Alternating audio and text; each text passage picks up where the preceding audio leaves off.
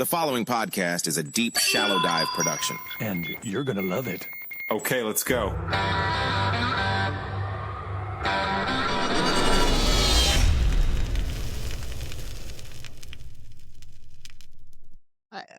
I'm probably at the point where I'm not even nervous anymore doing these podcast interviews, but I will tell you the thing I like to get right out of the way is the name pronunciation, because yours is somewhat difficult to remember. All right, everybody, Kawa Mawlayee is here. And for anybody that's watching this on YouTube and Spotify, again, I've said that before on other podcasts, but my man's got a gorgeous gun wall rack behind him, which looks absolutely spectacular. And so, almost fell out of my chair trying to show you that. yeah, exactly. Just Let's start there, man. Let's start there. I mean, give us your intro, where you were born, where you're from. I know you're Muslim, and so this is going to be awesome because we're going to really dive into the Muslim religion and understanding Sharia law, understanding what that all is, and honestly trying to break down the weaponization of religion, which I'm a huge believer in religion being weaponized by the military industrial complex, and you're probably one of the best people to talk about that. So hey, welcome. Thank you, Ray, so much. Man, you know, kind of like you, my family came here when I was very young. So my family's from Afghanistan. We lived in Kabul. We've been, you know, Wow. when I asked my grandfather and aunts and uncles how long we've been there, it seems like we've been there for hundreds of years. So we are Kabuli Afghans, and that's kind of important because Afghanistan is kind of tribal. So, you know, Kabuli Afghans are different from Kandahar Afghans, which are different from, you know, other, and because the country is very tribal. But my family came here during the Soviet invasion. When the Soviets invaded in 1979, we had plans to leave Kabul and go to Pakistan. My oldest uncle was already a foreign exchange student here in in Nebraska, in Omaha, Nebraska. And the plan wasn't to stay in Pakistan. The plan was to use Pakistan as a transition point to get to America while our paperwork was pending for America. So we left Afghanistan in 1981. This was right after my father was killed by Russian soldiers. And then we lived in Pakistan for about 6 months, waiting for our paperwork to get cleared to come to the States. Yeah. And then we came to Lincoln, Nebraska, of all places. I was 5 years old. My sister was like 2. But just imagine, like, I have a big family. So my mom, her sister, her 6 brothers, you know, a couple more kids. And my grandfather got us all out of Afghanistan with 4 different trips, in fact, putting his own self in danger because leaving the city, you had to go through Afghan army checkpoints. Some of those Afghan army checkpoints were also the Afghan faction that was that gave loyalty to the Communist Party. Yeah. So it's not like we were in good hands with the Afghan army back then. It was really just getting through their checkpoints.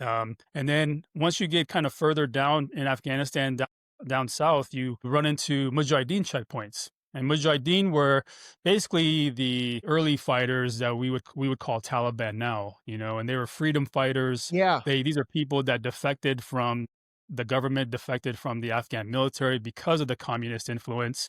And they decided to kind of create a militia to fight the Russians on their own. We know them now as the Mujahideen.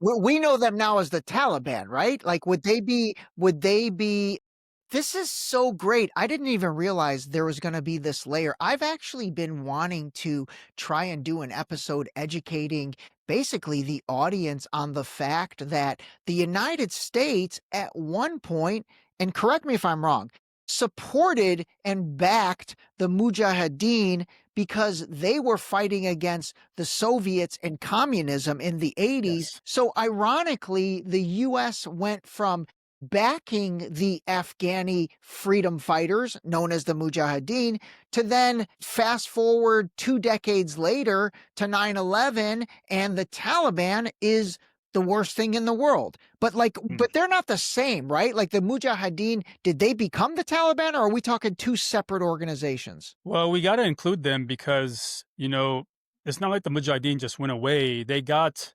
absorbed into what we know as Taliban today. Interesting.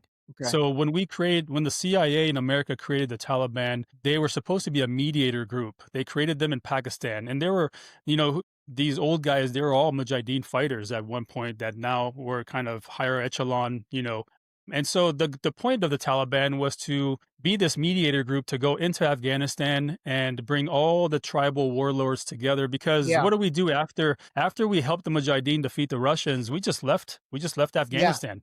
Yeah. We had no post, battlefield plan as to, well, how do we create a government here? How do we reintegrate some of these people back in? And it was what happened after the U.S. left or stopped supporting the Mujahideen was that there was civil war in Afghanistan. Because again, Afghanistan's history has always been tribal. So when Afghans aren't fighting a foreign army or a foreign occupier, they fight themselves for power and territory. And so when the civil war happened, we created the Taliban. We said, hey, go in there and try to bring everybody together. But what really happened was the Taliban went to Afghanistan and started taking sides with some of these warlords. And then you had a big divide of two pieces. You had the Taliban and then you had the Northern Alliance. Okay. So we created the Taliban to go in there and mediate, but then And we ended up joining. when you say we, let's pause for a second because Okay. I'm sure when you said it a few minutes ago, there were probably some people like, wait a minute, did he just say Who's the we? United States created the Taliban? Yes. Yeah. The CIA The CIA specifically. created the Taliban. I love that Yes. because And that's open source. I know that's open source, but nobody knows that. You know what I mean? So like if you extrapolate that out, the CIA created the Taliban, then the natural question is, well, where does Osama bin Laden fit into that? Did the CIA create him as well? It's also open source that he was a CIA asset, right? But nobody knows Yes. this stuff. Give us your And take bin on all Laden, that.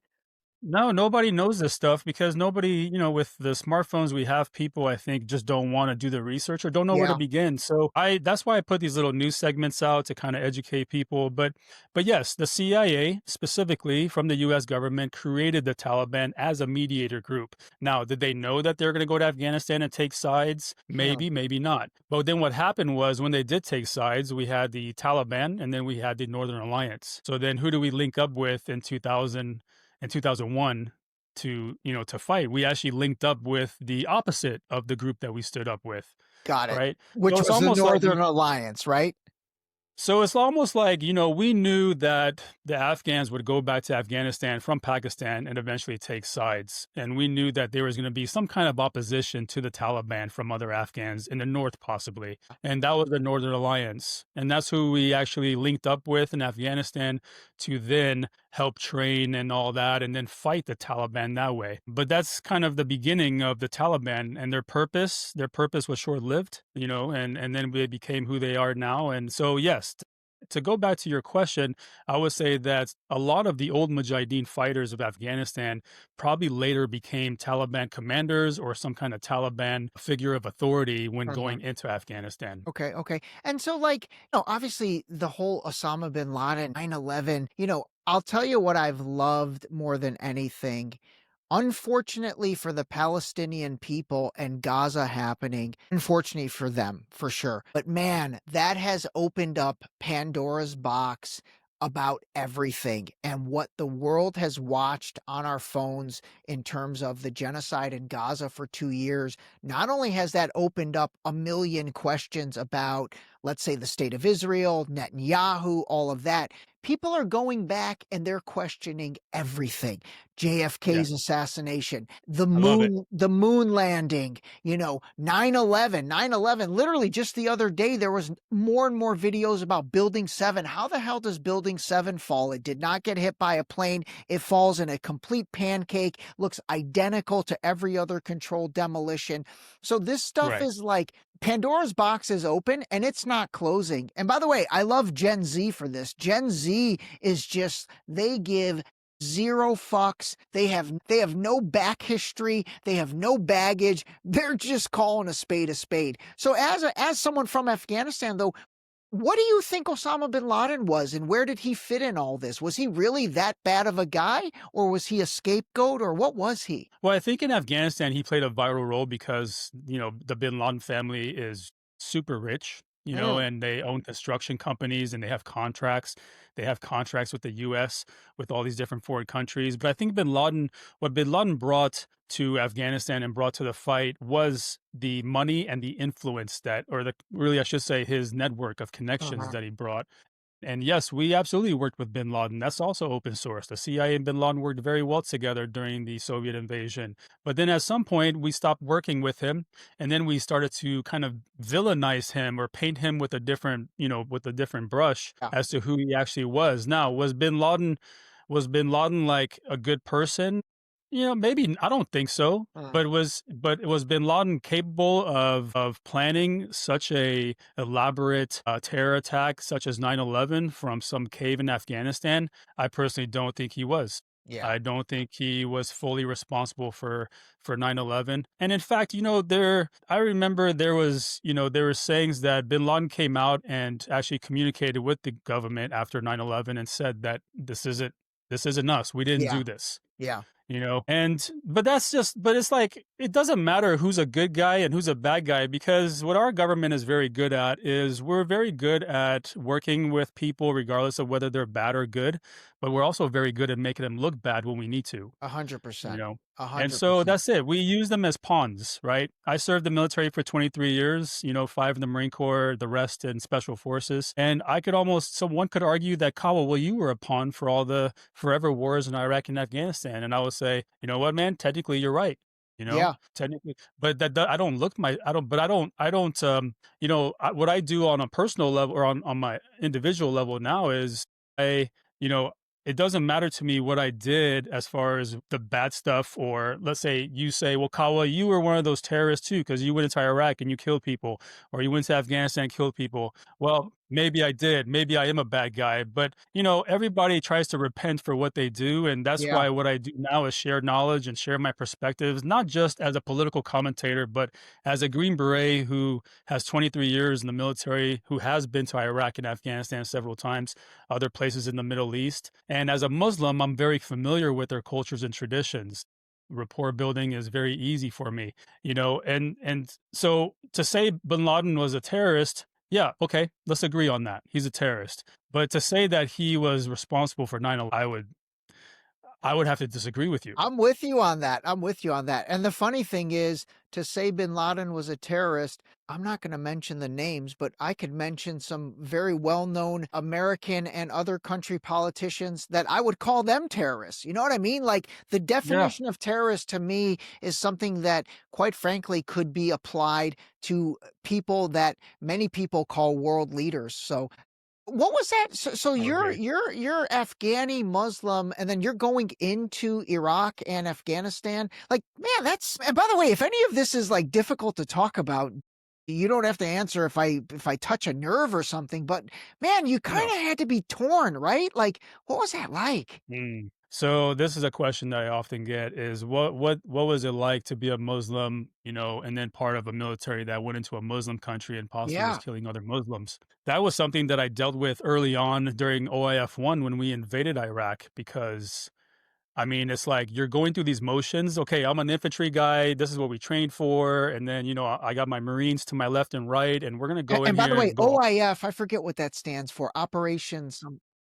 Yeah, Operation Iraqi Freedom. Okay. So Okay. Yeah. it was Operation Iraqi Freedom. It was OIF-1. You can call it the invasion of Iraq, Okay. 2003. Okay. Was that Desert Storm? Was that Desert Storm or no? No, Desert Storm was in the 90s. Oh, it's Desert Storm. We're talking about like after 9/11, This is weapons of George mass W. destruction. Bush. Okay, this is George This is W. George Bush W. stuff. Bush Okay. going after weapons of mass destruction and, Okay. kind of Did they chemical ever find those weapons. weapons of mass destruction, by the way? I haven't heard one piece of intel from anywhere that we found weapons of mass destruction. In fact, I haven't seen one credible piece of evidence to say that he had chemical weapons.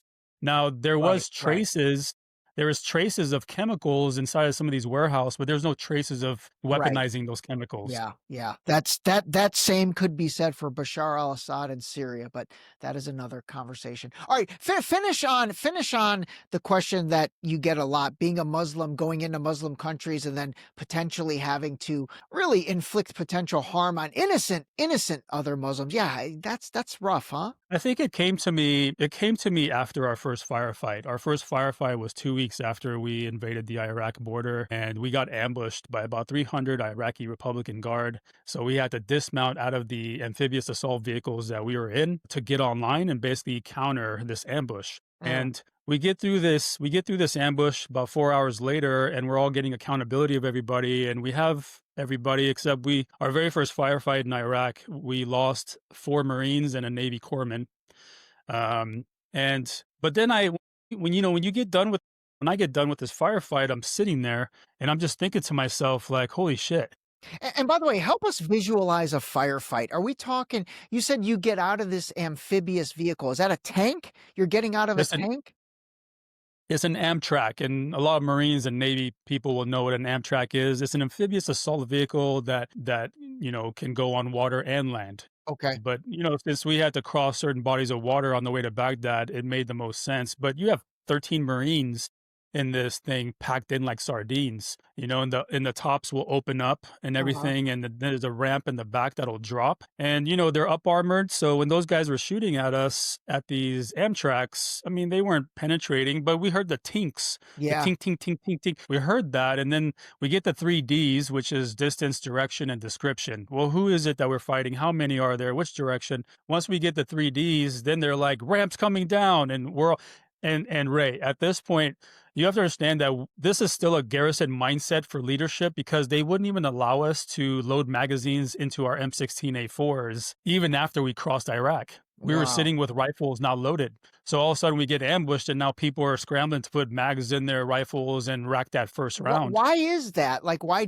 weren't they loaded and ready to go? Because I think a lot of the leadership that we had during the OIF or the invasion of Iraq were not there for the ones that were there for the Gulf War, I think, retired. And so what we had was a lot of leadership, and senior and junior leadership, that never had been into combat or had experience with combat. So I think a lot of the leadership was still in like a garrison type mindset. Okay. Once we got ambushed and we loaded mags, our mags stayed loaded for the next 9 months. I'm sorry, our ARs, our M16 stayed, were just kept loaded for the next 9 months. But it's funny to think about in retrospect, because you're getting shot at and you hear the tanks and you're like, well, we know we're going to react to this ambush.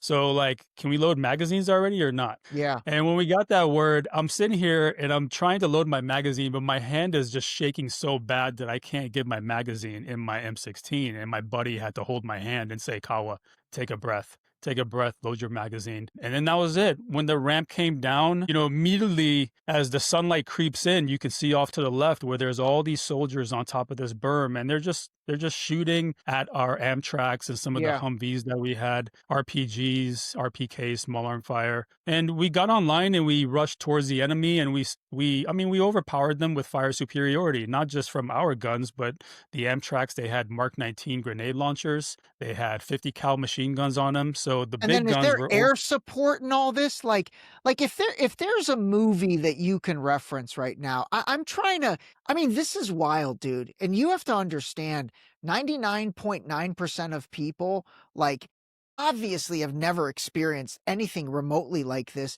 It's even hard to visualize sometimes. So I'm trying to paint the picture. And by the way, how old were you at this time? Are you like 22, 23? I was 22. Oh, wow. 22. That's wild. Okay. So I think, but imagine driving down a desert road in Utah or somewhere like in Arizona, and then off to your left is a berm with 300 soldiers just shooting at you.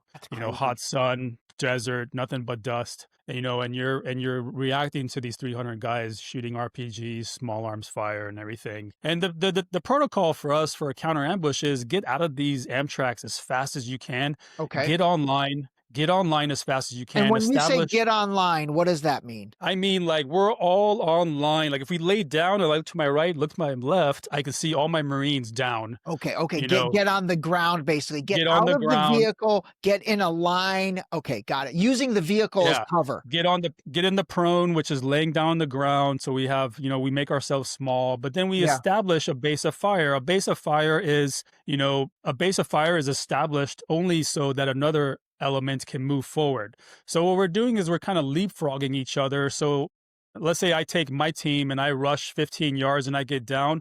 Well, now it's my job to keep their heads down so that you can take your team, Ray, and you can rush past us. Got it. And then when you guys get down, you establish a base of fire, and then we maneuver, right? Got it. And this is this leapfrogging thing that we do to get to close close distance within the enemy using fire superiority, and it works like a charm. It really does work. And they're not picking you off while you guys are leapfrogging? Like, do some people get picked off? I personally, on the initial rush towards the berm, didn't see anybody go down, but later I learned that we lost 4 Marines and a Navy corpsman afterwards. Do you But remember, were you scared shitless? Like, do you remember how you felt? I know it was a long time ago, but like, do no, you I remember remember exactly how I felt. how I do you was scared feel? shitless. I was scared shit. I mean, my hand was trembling so bad that I couldn't get my magazine in my M16. I mean, I was like scared, I was nervous, I was angry. And as soon as the ramp goes down, it felt like everything was in slow motion. And this was the first time I actually got shot at.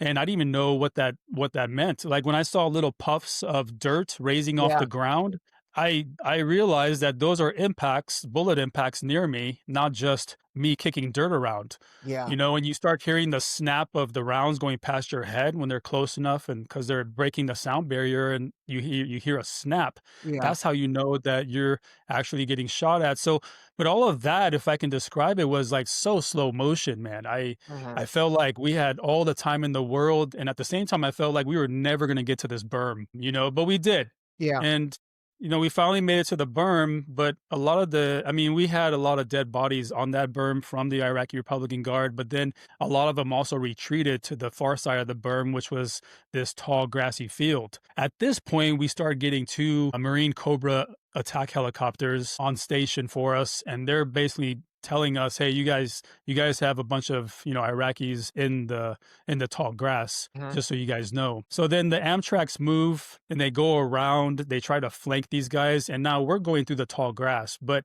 why I bring the tall grass up is because when we get to the other side of the berm and we get down the berm and we see this tall grass, I mean, we're talking about like 10, 11 feet Wow. high. And the visibility was like just a few feet. It was so thick. We're like breaking brush chasing these guys on foot, but we have to remember to stay online because we don't want to get ahead of each other and then have somebody get shot by their own. And what I remember specifically before we went into the brush was I heard the call echoed up and down the line, fix bayonets. And I'm like, Fix what? bayonets?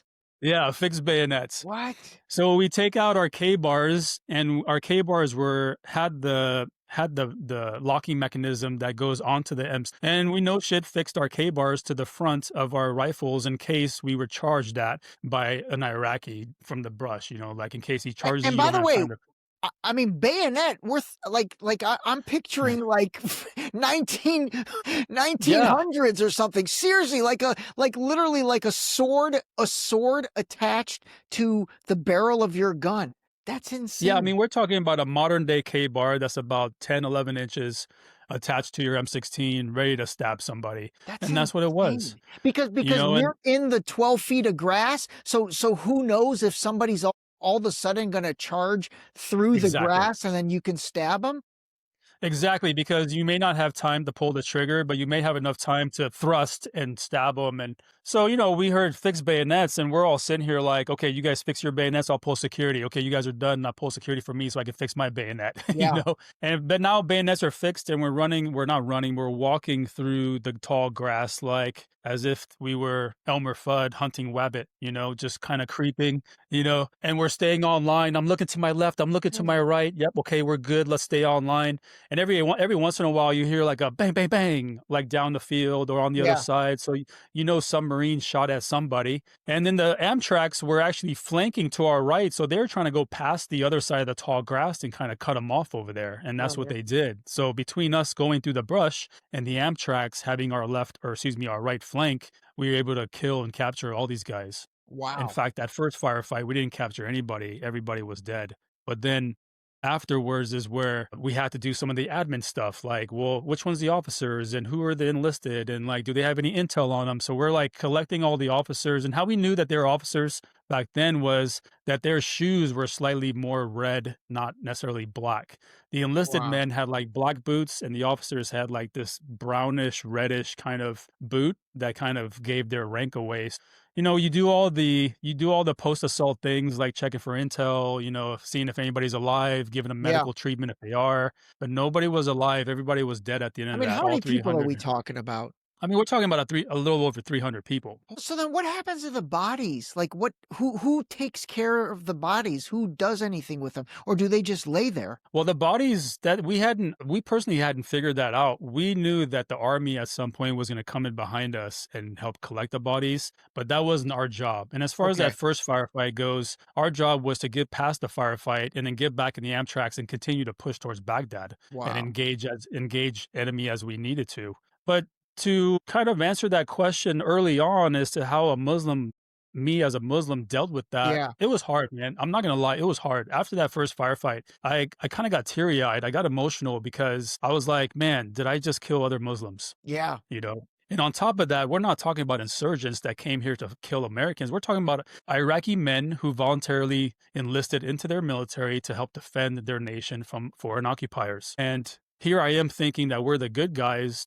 In retrospect, I didn't know who the good guys were. Yeah. You Yeah. know, like, are we the good guys Yeah. or are they the good guys for defending their nation? You Yeah. know, and here we are slaughtering them. So that was very difficult for me because in Islam, they say that when you kill one human being, it's as if you killed the entire mankind. Wow. And when you save one human being, it's as if you saved the entire mankind. And that is kind of the rules that we live by as Muslims. First of all, don't kill anybody. Yeah. And if you do kill somebody, it's only in self-defense. But even then, if they say, hey, we don't want to die, so we surrender, then you as a Muslim, it's your duty to say, okay, surrender then, and maybe we can find a peace treaty afterwards, right? Not necessarily with 300 Iraqi Republican Guard, but in general, we try to, we shoot for peace, and then we introduce violence as a self-defense method, basically. And but that's the perspective of a Muslim. That's not the perspective of the United States military. So here you are, a Muslim in the United States military.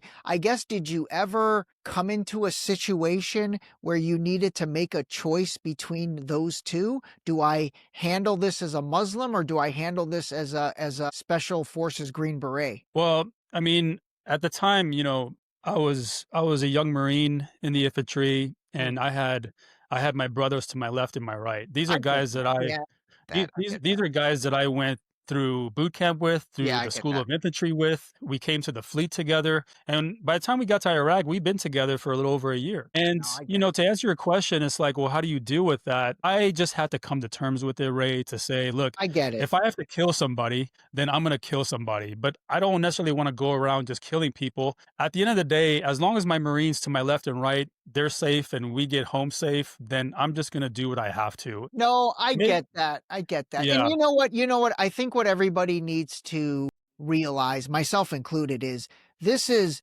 22-year-old version of you. Right. The I don't know how old you are now, but let's say the 40-year-old version of you or the 42-year-old version of you 20 years later, maybe you can think about it sort of the way I'm questioning it right now, but you're absolutely right. Like my question's not even valid to the 22-year-old version of you, because the 22-year-old version of you are there for that reason. And quite frankly, you're no different than the American dude to your right who grew up in Topeka, Kansas. So I get that. I respect that, actually. And so it really came down to a simple fact. Do I really care about these men that I'm shooting at? Yes, they are Muslim, but I look to my left and I see people that I've known like brothers. I look to my right, and these guys are people that came to my house. They met my kids. They met my wife. Yeah. I fully trust and confide in them. So at the end of the day, I said, no, it doesn't matter who we're fighting. I just need to protect myself and my Marines and get home safe. And that's it. And that was it. That was the end of it for me. It was emotional because we all popped our cherries on that fight. Because before then, nobody in my Marine unit had any combat experience. We were all very, junior kind of leadership. Nobody that I had served with was in the Gulf War. So this was everyone's opportunity to kind of understand what an actual firefight looks like. This is everything we've been training for. And now we are understanding the emotional roller coaster, the adrenaline that's pumping, the thoughts of, look, I'm Muslim and I was struggling with killing other Muslims, but what about the men to my left and right who are Christian? Christians are also not allowed to just kill people that are innocent. So, and at the same time, it didn't matter to me if these were Muslims or Christians to my left and right, because they were my brothers. I love these guys. Yeah. And that was it. I think that superseded everything at that time, the people to your left. And honestly, I get that and I respect that. And Yeah. the 22-year-old version of you or the 42-year-old version of you, that still probably holds. Like, you know, I'm not a religious person. I think I've shared this with you in our private conversations. And so, you know, one of the things I'm trying to really help people understand and even educate myself continually on is, you know, I love religion for the people that love religion for the clarity that it gives them. Okay. I Right. hate religion for the people that use religion to basically create narratives against other people. And right now, 100%. more than anything, that's what I see happening between Christians and Muslims. You know, like I think I shared, I had Reverend Munther Isaac, the Palestinian Christian Reverend from Gaza, and I asked him, I said, hey, you're a Palestinian Christian. Do you like Palestinian Muslims? And he basically said, we love each other. We absolutely love each other. Mhm. Now, do we get along on everything? No. Do we have the same theology on everything? No. But fundamentally, and when I posted that clip on Instagram, I mean, it's wild. It got 100,000 views, thousands of comments. And the comments were a Muslim person saying, I love my Christian brother, followed by a Christian person saying, I love my Muslim brother, followed by the Muslim loving the Christian. So, dude, it's infuriating to me, the weaponization of religion. You know, it really drives me crazy. And one of the things I was excited for you to shed light on is kind of how that plays out in the military and then really just how that plays out overall for you. Well, I mean, religion is definitely a complex topic, and I agree with you. I love religion for the fact that it gives people structure, it gives them faith, and it gives them, you know, like some degree of clarity to life. And you know, as a Muslim, Muslims don't hate Christians. Muslims don't hate Jews. We accept Jews and Christians because they are people of the Abrahamic faith. Yeah, yeah. In fact, it would be a sin for me to treat Christians in a bad way or to say that I hate Christians. It would be a sin for me to say I don't believe in the Bible or the Torah, because as a Muslim, we accept the Torah, we accept the Bible. The Torah was given to Moses, the Bible was given to Jesus, the Quran was given to Prophet Muhammad. And these are all prophets and messengers, but no Muslim can sit there and say, well, you know, we hate Christians, because that's not, where is that? Nowhere in Islam does it teach you to hate Christians. And that's Yeah. one of the biggest things I get from ignorant people online is they'll throw out a verse or they'll say something like, well, Muslims are over there killing everybody, you know, Yeah. and I'm just Yeah. like, you know, in religion is a very easy way to build common ground with people, right? Totally. Totally. If and it's a very easy way to gain support for a cause. So if I were to say you're Muslims, you should be defending your land. These are infidels occupying. We need to band together because Yeah. these infidels are dude, I would get Muslims to join up on that, just like I would get Christians to join up on that if I told them, "Hey, these are Muslims trying to attack you." Yeah. You know, we need to. So I can weaponize religion very easily. I can misconstrue the verses or the ideology and then use it to weaponize people. And I'll tell you what, man, a lot of the Muslim terrorist organizations, half those guys don't even know how to read. Yeah.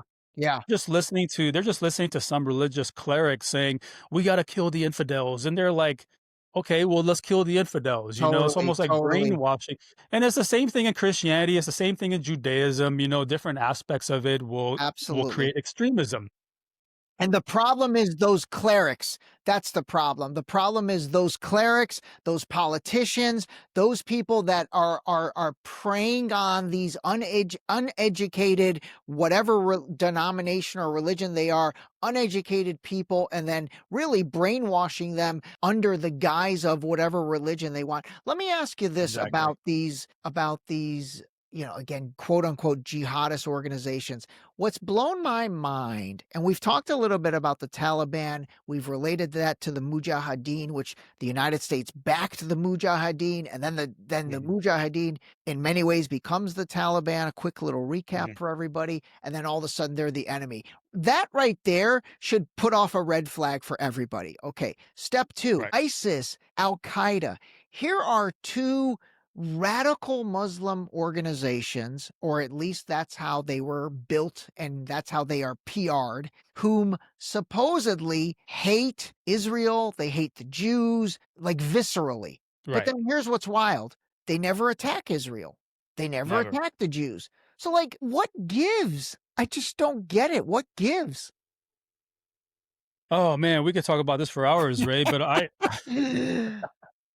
I'll try to summarize it this way, I suppose. The U.S. government, and I don't want to say just the U.S. because this has been happening since the dawn of time, being able to use proxies to Yeah. do things for us. One, maybe because we don't have enough men. Maybe because we can't. We have nobody in that area. And so we're very good nowadays. It's solely because we just can't go to war with every country. We cannot we cannot say we're going to go to war with Syria and that's a war, a theater of war now, What we can do is we can send special operations units into a country to operate, but that doesn't mean that we're at war with that country. Yeah. It's not casus belli, right? And so the same way we use our soft units to go do specific things, it's the same concept. If we want to, let's say, stage a coup in Libya and throw Gaddafi out, then we're just going to find somebody in Libya through our intelligence network that opposes Gaddafi, and we're going to say, hey, you guys, we'll help you organize, we'll weaponize you, we'll fund you, but then what you need to do is you need to take out Gaddafi, right? And that's how these proxy militias get born, or how they start is that we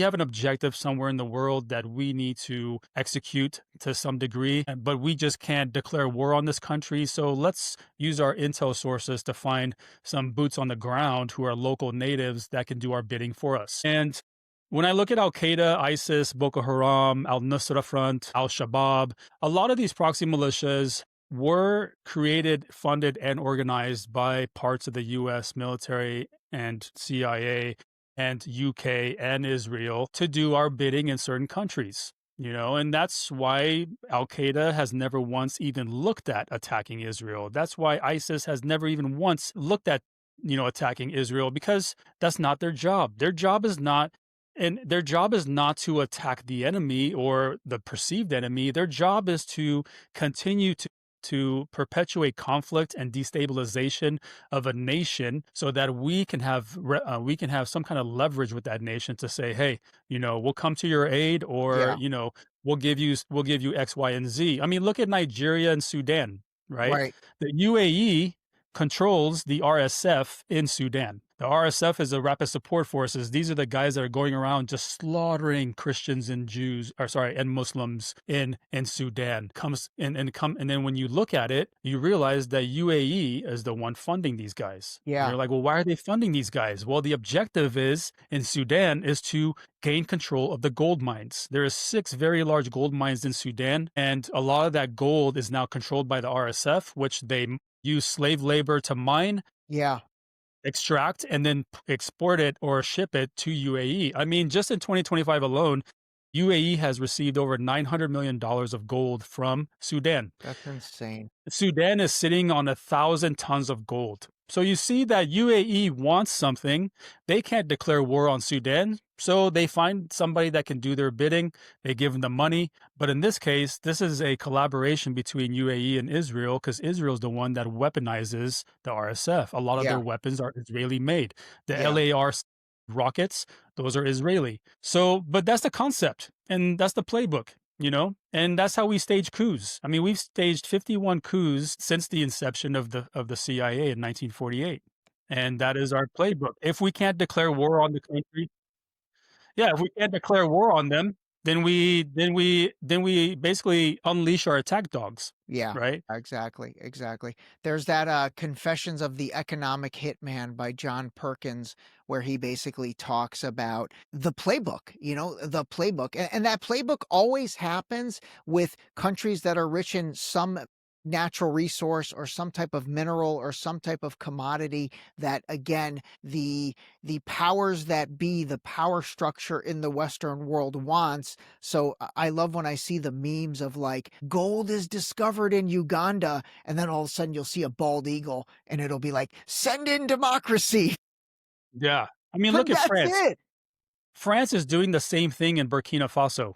Yeah. France is extracting gold out of Burkina Faso, and then they're sending it to, and then look at Nigeria. I mean, what's happening in Nigeria right now, right? Nigeria is the #1 producer of agriculture and lithium in all of Africa. Wow. Right. Yeah. And so it would be in anybody's best interest to go in there and strike a deal with these people and say, hey man, let's do a trade here. But if Nigeria says, no, no, no, we want to keep this for ourselves and our people, well, then it's okay. You don't have to say yes, because now what I do is I'm going to activate, in this case, Boko Haram, right? And have Boko Haram just basically attack your military, attack your government until it's Yeah. destabilized enough where then you'll say, okay, like don't, okay, we'll give, right? Let's strike a deal. Right. And that's the playbook. And so we've been doing that as long as America has been able to do business overseas. We've been doing that. I mean, Yeah. look at Central and South America. You could talk about Noriega. Yeah. I mean, we put Noriega in power, and then we took him out of power when he stopped working with us. Yeah. And that's Yeah. our playbook. We put Saddam in power of Iraq, and then we took him out when he stopped playing along. I mean, we've done this to everybody. Gaddafi, everybody. Yeah. This is our playbook. Absolutely, man. That is absolutely the playbook. And I think, my God, it kind of goes back to the beginning where we talked about like Pandora's box has been opened. People are now, they're connecting these dots and they're taking it back to Dwight D. Eisenhower giving his address about the military industrial complex to Right. John F. Kennedy. And then John F. Kennedy coming into power and realizing, hey, this is a real thing. I want to pull my troops out of Vietnam. So that was a hindrance to the military industrial complex. At the same time, with Kennedy, you've got the situation with Israel, the proliferation of nuclear weapons at the Dimona power plant. You had, him pushing Ben-Gurion on registering as a foreign agent. So obviously the powers that be didn't want that. And so, And don't forget about Cuba. yeah. I just posted Cuba. a video. Yeah. I just posted a video about Operation Northwoods, right? Oh, it's And just great. to show you this playbook, guys, for the audience that's listening, our playbook isn't just exclusive to overseas. Our playbook works here in America very well. If you look up Operation Northwoods, if Operation Northwoods was actually executed, if JFK said, "Okay, I'm on board with this," that when they executed Operation Northwoods, tens of thousands of Americans would have died that day. It would have made 9/11 look like another weekend in Chicago. And in fact, I said that in the video. That's great. That's And great. the plan behind Operation Northwoods was to attack commercial airliners as they took off, use remote control airplanes to run into buildings, kind of 9/11 style, attack cruise liners as they were leaving the ports, and attack maybe Navy vessels as well. The point was to kill as many Americans as we could, and then take that and blame it on Cuba to justify war. Okay? So just think about what our government and military are capable of when they want something done. I mean, if JFK was less than a president that we perceive him as, Yeah. he would have put a John Hancock on there, and there goes Operation Northwoods. They would have executed tens of thousands of Americans. I mean, planes would have been falling out of the sky. The Twin Towers may have been hit earlier. Cruise liners. I mean, it would have been chaos. Yeah, But absolutely. the American people would have been angered enough to support going to war with Cuba, right? Yeah. Yeah. Yeah, Okay. absolutely, man. Operation Northwoods is something not a lot of people know about. What happened in the Gulf of Tonkin is something not a lot of people know about. Vietnam. I'll tell you the one thing that not a lot of USS people. Liberty. USS Liberty. There you go, man. There you go. USS Liberty. But that has really come into the forefront. And honestly, the credit goes to a guy named Phil Turney. He's one of the USS Liberty survivors. And Phil wrote a letter to Candace Owens. It really resonated with Candace. Candace brought Phil on her podcast. And I think Phil had done a podcast with Jocko Willink, prior to that. But that really put the USS Liberty on the map.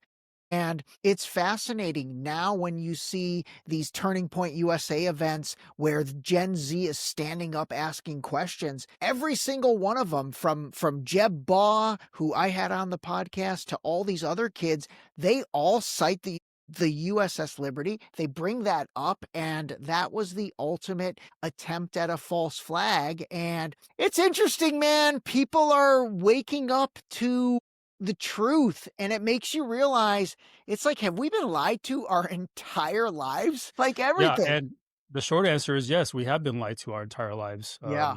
And I'm glad that people are waking up. And I think a big thing that contributes to that is what happened October 7th in Palestine, Israel. Is October 7th happened. Since then, you have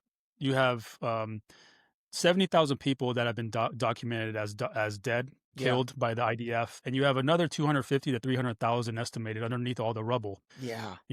Now 2 years of war in Gaza And I don't want to call it war because it wasn't war. The Gazans had no weapons. They had shitty rockets. Otherwise, they had rebar and broomsticks. They're not, they have, but 2 years of doing that really shed a huge spotlight on that whole area, the Yeah. Levant, Israel, Palestine, Lebanon, Jordan, Syria. And you're right. Gen Z kids are right now are the heroes of our country because they're the ones that are standing up, questioning everything, saying, why do we continue to send all this money to Israel? How are they our closest ally when they don't support us back? They didn't support us in Iraq. I didn't see any IDF in Iraq.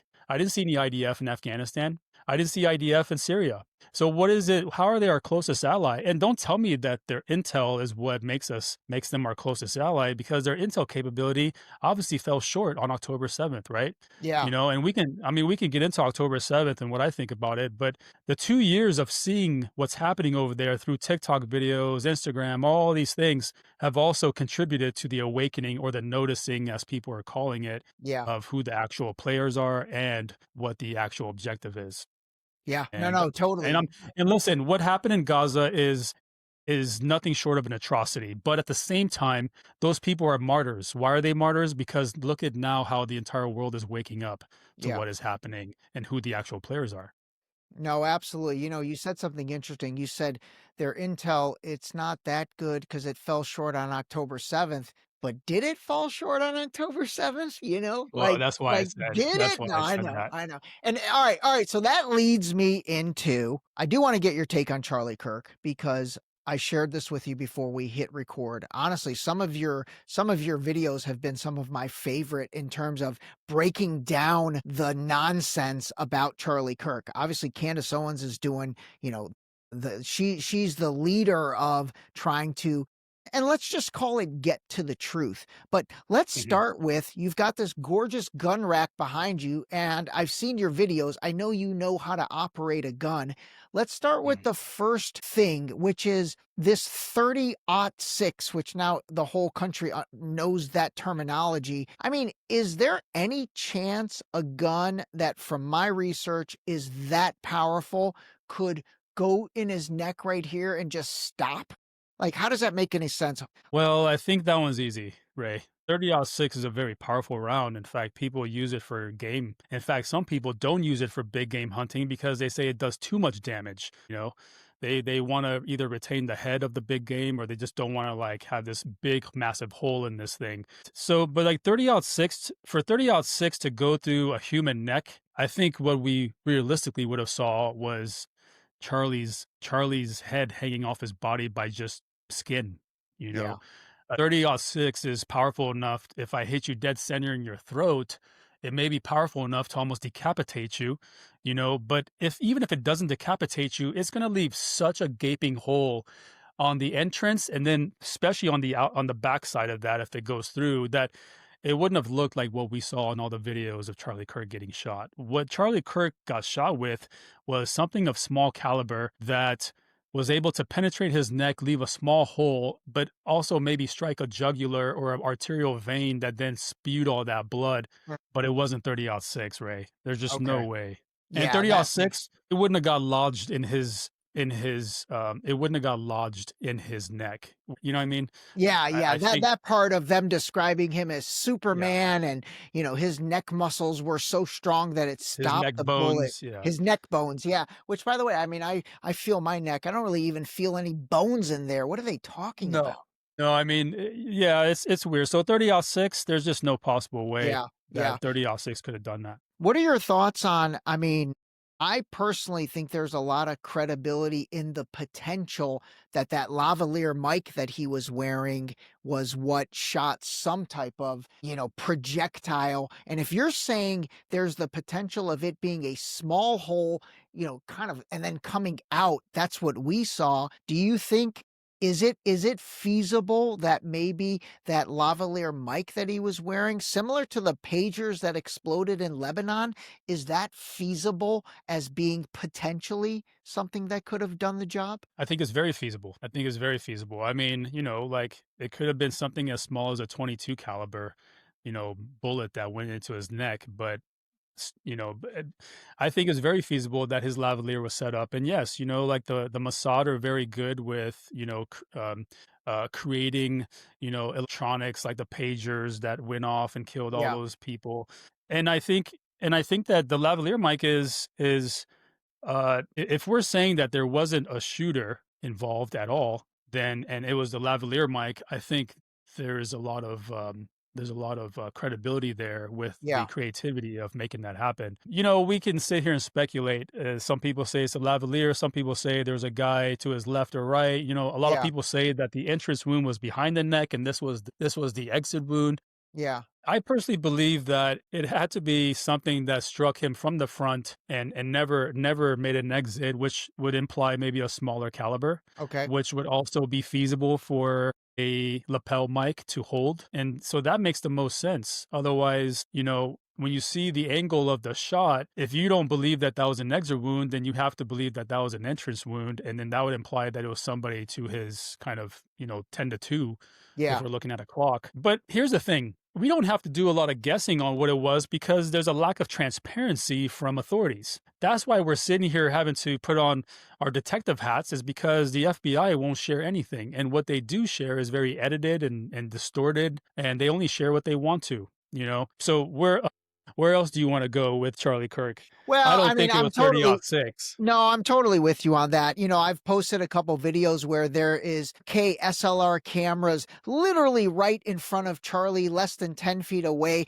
that are absolutely pointing directly at his head and ironically at his neck, or at the right side of his neck where what I think was the exit wound that we saw, the blood spurting that we saw. I mean, there's a 4K SLR camera pointed directly at that. There's a 4K SLR behind him. There's so many, around him.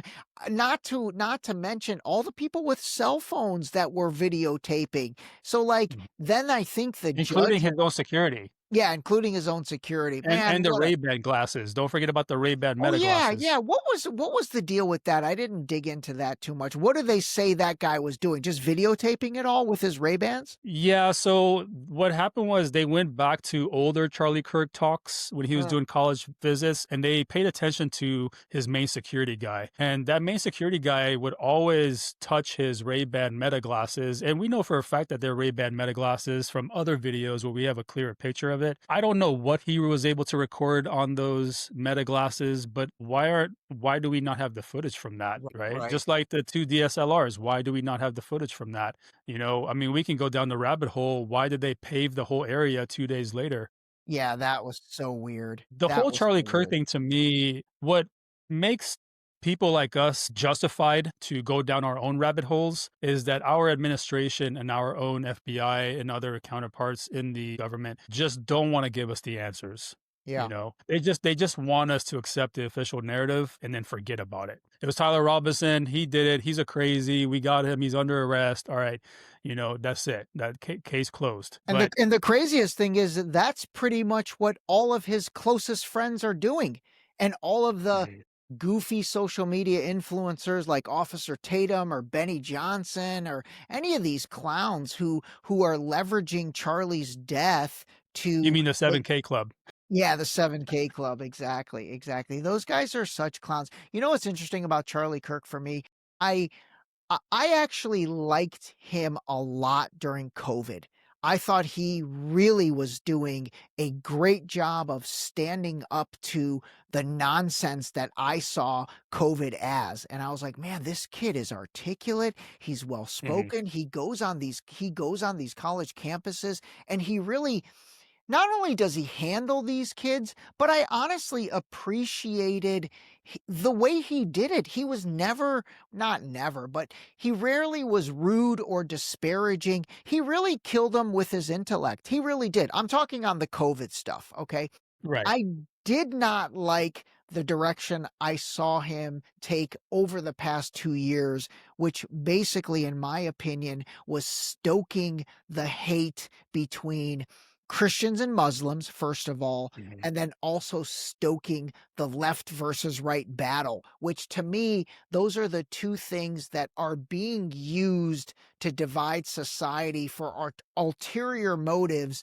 We just have to come to terms with who's behind those ulterior motives. So I did not like the current direction of Charlie Kirk over the past, 15 months or something like that.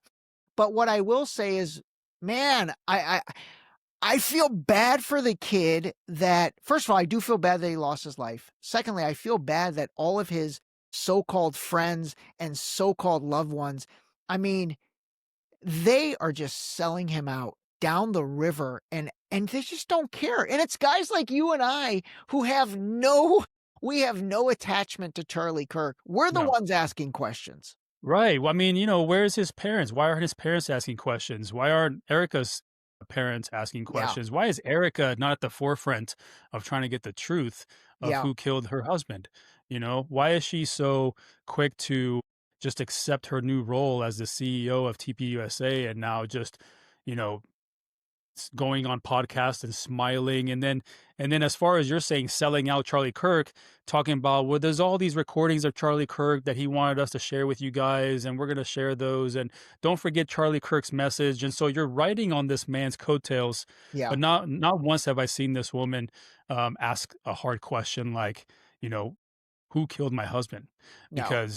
Because it's 30-06. Like, because nobody in her circle saying, Erica, something doesn't seem right about this. Like, That's and so is that's a everybody, great point. That's a great yeah, point. I mean, so like you said, we have little to no emotional attachment to this man, but here we are trying to get justice for him. Here we are trying to solve this mystery of who killed Charlie Kirk and why did they kill Charlie Kirk. Yeah. But I want to share with you my opinion of what happened. Sure. Like you said, COVID, I think Charlie Kirk was great. After COVID, for October 7th and all that, I think Charlie Kirk was very pressured into saying certain things, very basically kind of forced into, he was a little divisive. I mean, let's be He real. was. The man was a little divisive during the October 7th thing because, well, his financiers come from, Israeli Americans who kind of propped up TPUSA when he was a Right. young man. And he was pro-Israel for a long time, and he was proud to say it. But then I think what kind of influenced or kind of, I think where the shift kind of happened is when you had like, bigger YouTube political commentators or guys like Nick Fuentes, or even Candace Owens, right? Candace Owens was saying, we should probably take a closer look at Israel. Like, why is this happening in Gaza? Is it ethnic cleansing? Is it genocide? And he was very like defensive about it. Yeah. He was like, no, there's no genocide in Gaza. There's no ethnic cleansing. But then he starts to slowly kind of transition to, wait a minute, like, is there ethnic cleansing in Gaza? Is there a genocide happening? And are Israel really our greatest allies? Right? And so when he starts waking up and noticing is when he gets the warm and fuzzies from people. Like, what I mean is Benjamin Netanyahu, hey, Charlie, why don't you come to Israel for a couple weeks? And he turns that down. Yeah. Well, hey, Charlie, how about we give you 150 million injection into TPUSA? But I'm sure there is a catch, like, don't talk bad about Israel or don't talk about course. Palestine. But he also turned that down, right? So when you try to bribe a man and he turns that down, when you try to bring him in and control him, he turns that down. What's left? I mean, he's such an influential person. Not only was he talking to the youth of conservative America, but he was talking to the youth of liberal America because half the kids that came to debate him were liberal kids. They just wanted a chance to debate him. You know what, man? That is such an interesting take. You're absolutely right. He was the Pied Piper for conservative Gen Z, but he also was very, very prominent with the liberal Gen Z because they wanted to. That's a great point. So now they would travel to debate him, like, yeah, great because point. I mean, look, would one of us go travel to debate a far leftist? I would say a lot of conservative Gen Z kids would go to debate a liberal leftist, Yeah. right?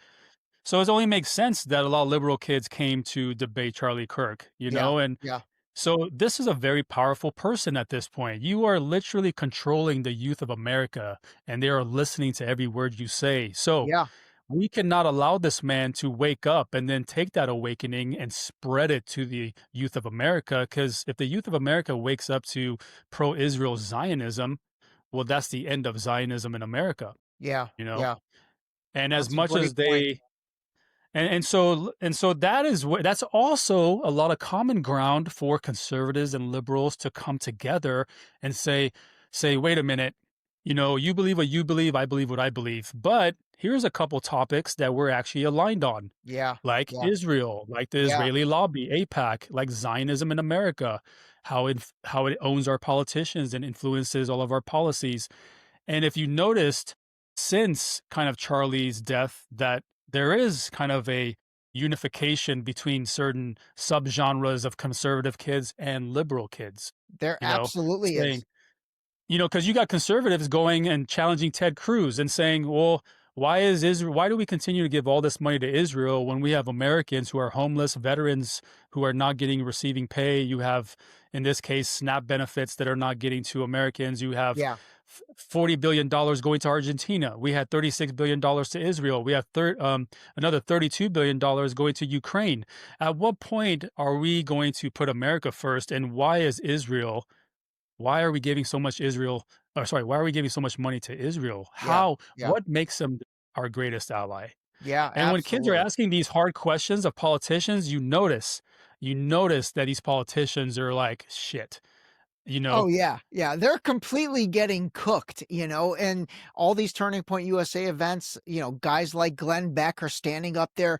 They're spouting the boomer same die talking points. yeah, the boomer talking points, and these Gen Z kids are not having it, man. No, They're not God having it. said, I love it. God said, something about, those who bless Israel will be blessed. First of all, brother, I'm not a Christian, but I know Yeah, that that's not anywhere in the Bible. Okay. no, it's But when absolutely you not. have politicians that are skirting around these situations, and they should skirt around it because guess what? They took a lot of money from AIPAC. So it's in Absolutely. your best interest to not answer those hard questions Yeah, as a politician. absolutely, absolutely. All right, that's good stuff. Okay, let's shift to I want you to help people understand like, this Sharia law and Muslim, you know, being a Muslim and all this. Again, I am not a practicing Muslim, so I don't know necessarily anything about it. But what I do know is the the negative viewpoints about those things are just for political purposes. But the problem is nobody knows like when somebody says, "Oh, don't they better not try to enact Sharia law in the United States." Nobody even knows what they're talking about, but they're so Mm. brainwashed to immediately think that's the worst thing in the world and, "Oh, shit, we better not allow that." So drop some knowledge on this for us. Well, I think the thing with Sharia law should start kind of big picture is that one, we have to understand that this is a smear campaign. Okay, solely a smear campaign. And there are stats to back this up, but they want all Americans to feel like all Muslims in this country are terrorists or terrorist sympathizers, that all Muslims in this country want to do some kind of Islamic takeover, Yeah. and that all Muslims in this country want to establish some Sharia law, and then like Americans are like, well, I'm not gonna let my wife wear a hijab, and it's like no one's telling you to Yeah. do that, nor is so Sharia law and Islamophobia is a smear campaign, but Sharia law, two words. This is the law part is the Western is the kind of like the Western injection into Sharia because Uh-huh. Sharia alone means the laws of God. So when a Muslim says al Sharia, he's saying these are the laws of God. But when you put the law at the end of it, that's a That's Western thing. so Okay, interesting. Okay. They Arabs just don't say they Sharia just law. took the term "the laws of God" and almost made it negative by It's adding the redundant. law to the end. Yes, Fascinating. thank you. So they took the word law and they're using it to scare and fearmonger Americans like Sharia is going to become a law. Well, Ray, is there one Christian law in this country that lives on a legislative level? Is there one Christian law that's ever been passed in this country Mm, that you know of? no, I don't either. So exactly. if America is a Christian nation and we can't even pass a Christian law, what makes anybody think that we're going to pass Muslim laws or Islamic laws, Yeah. right?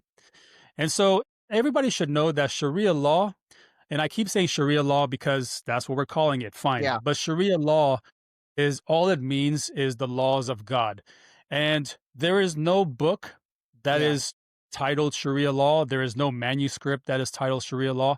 Sharia is a broad topic. It's Uh-huh. think of it as the guide to life. So if Christians live by biblical law and Torah Jews live by Torah law, Muslims live by Sharia law or Islamic law. And it's what it is it tells people how to deal with problems like I'm going to get divorced to my wife. How do I deal with this? Well, Mhm. you got to give her this and she earns that and you know or the rules for a business. How do I go into a business partnership with a man who wants to charge a bunch of interest on something? That's all it is. What Yeah. meats can I eat and what can I not eat? What drinks, what liquids can I drink, right? And so when we talk about Sharia law and we talk about how it will affect Americans, guys, there is not something that we can pass that then makes some American city under Sharia law. It's Yeah. what you're saying is what you're afraid of is something that doesn't even exist. In It fact, doesn't there's even what exist. 51 there's 51 Muslim countries, Ray. You know how many of those countries actually practice Sharia law? Probably Two, zero. Oh, two. two, Okay.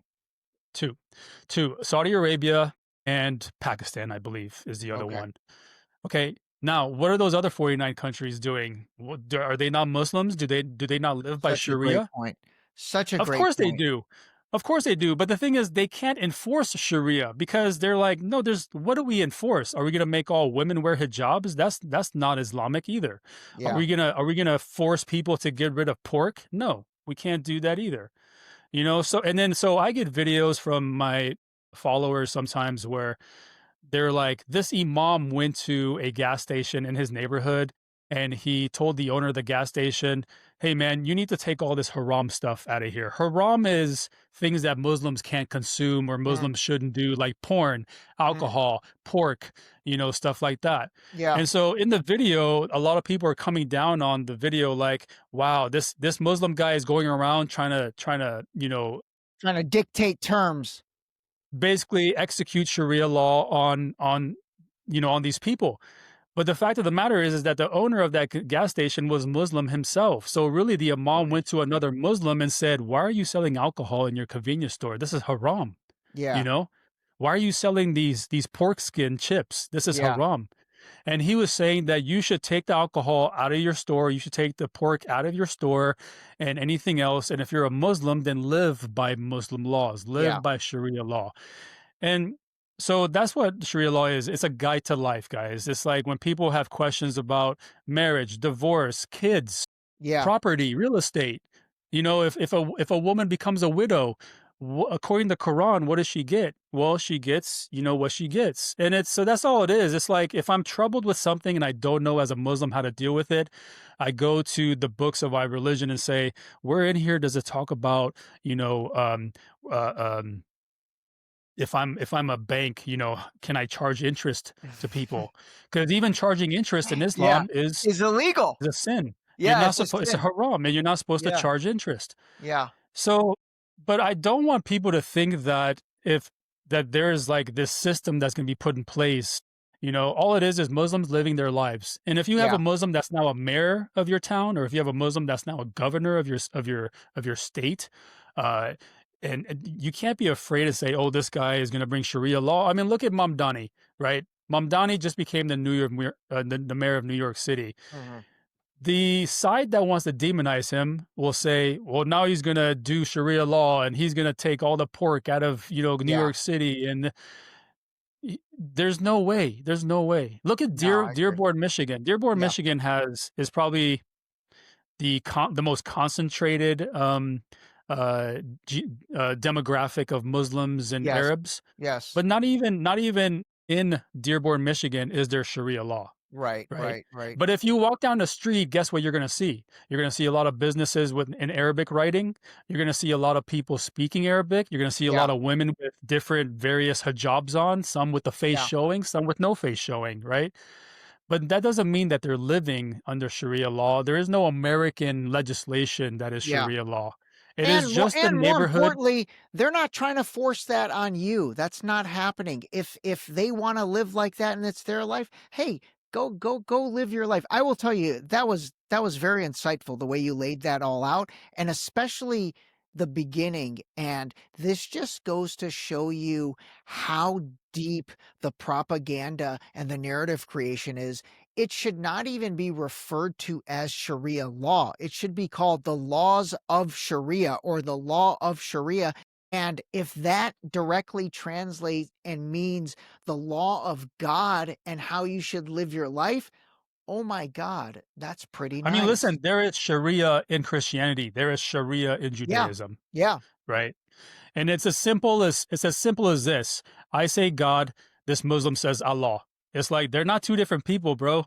God and Yeah. Allah are just the same thing in two different languages. Two So different if we languages. took out the word Sharia law and we just said, well, these Muslims are living under Islamic guidelines, then Yeah. nobody would even care, you know? Exactly. Islamic guidelines. The word guidelines, everyone's like, oh, that's Yeah. amazing. Good for them. They've got guidelines. Hey, we should have some guidelines. But as soon as you attach law at the end of it, you're right, man. That is, oh my God, dude. It's deep. It is deep. The Yeah. propaganda So is you have to deep. understand that there are characters in this. There are key players in this that need to demonize Muslims, because Yeah, if we can demonize Muslims as Americans, we can continue to justify and support all the conflict and destabilization that's right. that we execute in the Middle East. That's Let me right. tell you guys some stats. There are 4.5 million Muslims in America.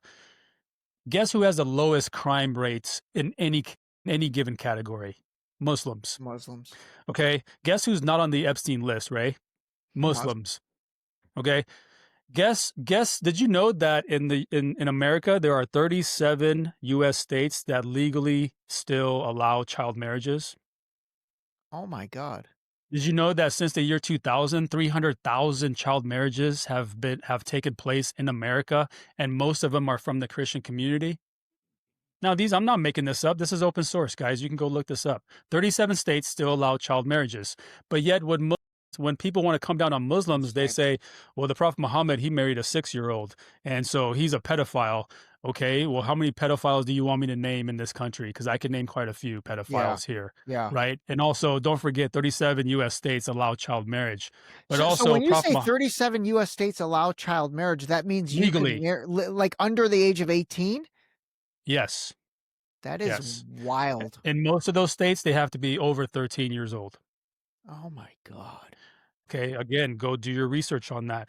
But here's the whole point of all this. The whole point of all this is that we have a group of people who are very powerful, very influential, and have a lot of money that can create a narrative and then push that narrative on a mainstream front, Yeah. like Fox or social media. And then a lot of Americans will just who are just gullible and don't want to take the time to research these things, Yeah. will just eat Yeah. it up. And it Absolutely. becomes an echo chamber of ignorance, is what it becomes.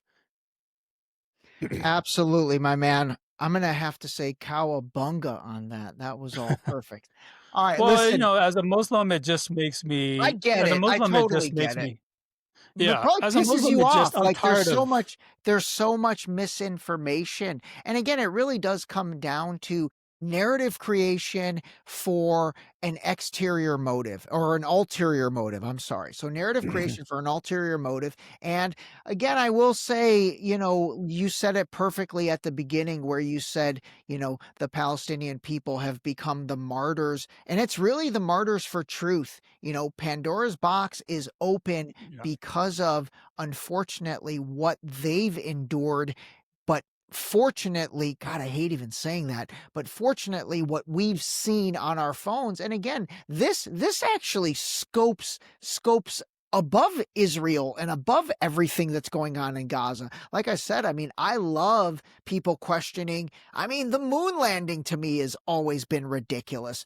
I love right. people questioning JFK. I love people questioning everything, 9/11, COVID. COVID's a big one. I love questioning that because that never made sense to me. I mean, if it wasn't for COVID, I probably wouldn't have this podcast. That was my wake up call where I was like, Mm, dude, this does not make sense. What is going no, on? And it was the first time in my life living in America where my freedom was affected. And by the way, it was affected like overnight. It was insane what they did. So, all right, my man, any yeah. parting words, anything else you want to leave us with? Uh, no, guys. I mean, I guess what I want to say is that it's very important in this day and age with the technology that we have at our hands to vet the information that you are coming Yeah, across. We cannot be in a place where the internet just came out like in the 90s where we're like, well, the internet is a new thing and I'm not savvy with it, so I don't know how to do my own research. No. No, you have AIs now that'll tell you everything you wanted to know. They'll scour the internet to find you the answers you're looking yeah, for. All I say is do not take my word or Ray's word for anything. Do not take a video without context and just be like, "Yep, look at these Muslims," You need to do some research if you really care, if you really yeah, want to know. Do some research, spend some time and do it, because otherwise, when you come to me and you're like, Muslims just kill all infidels and this and that, I don't even waste my time with you. yeah. But when you come to me and you're like, "Hey, Kawa, I did a little bit of research, but I have some questions on Sharia or I have questions on this." Hey, would you, dude? I'm all about it, dude. Hit me on the DMs. I don't care. Like, I love talking to people who I can tell have taken the time to just do a little bit of research for themselves. And now maybe they got stuck or they want somebody like me to help answer something. I am good with that. But Absolutely. when people send me a video, for example, of a wedding where a grown man is bending down and he kisses this little girl on the mouth and presents her with a ring, and then they're like, "Oh, well, look at this. This grown man is marrying this little 7-year-old." And I'm like, "Wait, do you have full context behind this video? Yeah, Do you know for a exactly. fact that that's what's happening?" Yes, No. So then what exactly. I had to do was I had to do the research and scour the internet. And I found out that these people are in Italy. It's an Italian wedding. And that little girl is the man's daughter. And that's why he's giving her a ring as well, because he's marrying his wife. He's also giving his daughter a ring. And yeah, as a father, kissing his little 6-year-old on the lips is completely okay, guys. Okay. Absolutely. And What so, but what don't what a take great that. example. That's a But don't great take example. that. Thank you. And don't take that and say, well, here it is, man. Muslims, and child marriages and this and that. And you have no Absolutely. leg to stand on when 37 states of your own country allow child marriages. Research. Knowledge is I am power, gonna guys. Please. Knowledge is power. And please, I want you to educate yourselves, because when you're educated, you know exactly how to combat it. Right. absolutely. So I guess that would be my parting words. But Ray, thank you so much for allowing me to come onto your Yeah, man, podcast. I really enjoyed it. I know it's taken a minute for us to set this up, but it was definitely worth it. I'd love to do another one actually. This is really good. We'll see what questions come back and, maybe jump on here again, talk a little more guns and all that. All right, everybody. I Absolutely. hope you guys enjoyed it. Kawa, stay on the line. All right, call your parents, call a spade a spade. As Kawa said, do your own research. And not only do your own research, but like add your own common sense to what's going on. And I always tell people, I'm like, really follow the money. Who's gaining from everything, either in terms financially or in terms of power? Keep an eye out for narratives that are getting created, because I'm telling you, what I've learned is at the end of the day, we are all the same. Nobody's different. Nobody's better than anybody. Nobody's worse than everybody. Everyone just wants to have a good life, have a nice family, enjoy themselves. The problem is there is a layer of this world that feeds off of division and chaos and benefits financially and in every other way off of division and chaos. As soon as everybody wakes up to that, I think it'll be a much better place. 100%, man. And look, I'm America first. So as Americans, we need to ask ourselves who is actually fighting for our needs and our wants, right? And those are the people that we should support. We should never be so tribal and so bandwagoneer that we say, well, I voted for this guy, so I stick by everything he does and says. That is not the type of people we should be. In fact, Ronald Reagan said it best. He encouraged Americans to always question their government. He Yeah, encouraged Americans to always throw the hard questions out there and hold our politicians and everybody to account. So in this country, if you remain tribal, then more than likely we're going to remain divided. But if you can understand, that if you can be nuanced, right? If you can learn absolutely. the nuances, like for example, I used to be a Republican. I no longer declare myself a Republican. I'm definitely not a Democrat, but I'm in the middle somewhere where I can be nuanced enough to support some Republicans on some matter, like Thomas Massey, Yeah. and then I can support some Democrats like Kohana and some other guys on some other issues. Yeah. And we have to be nuanced. That's the only way to come back together. We cannot be so hardcore where we say, it's your fault. And you're saying, no, it's your fault. And we don't give each other an inch. So please, guys, even if you're hardcore right, hardcore left, you have to learn some nuances and you have to see who is actually up there fighting for my best interests, not just because you voted the man in office. So I guess I that's my love that. last kind of. And by the way, again, if you're not watching this on video, this is coming from a Muslim guy born in Afghanistan or from Afghanistan. Behind him is 36 amazing guns or a ton of guns, and he's wearing a USA hat. So this is absolutely America first. That flag right there has been with me on every combat deployment. So there you go. And he's got the United States flag as part of the gun wall. So Kawa is United States first. He is America first. And quite frankly, all of us living in America should be America first. We need to take care of the home and then give charity outside and just pay attention. All right, hang on. All right, everybody. We'll talk to you soon. This episode was brought to you by Zippix Nicotine Toothpicks. Zip more, smoke less. Totally satisfying, discreet, and delicious. Zippix nicotine-infused toothpicks are available in 6 great flavors, each containing at least 2 milligrams of nicotine to curb those cravings. Zippix is FDA registered and proudly made in the USA. Use discount code DSD for 10% off your order at zippixtoothpicks.com. Zip more, smoke less, save 10%.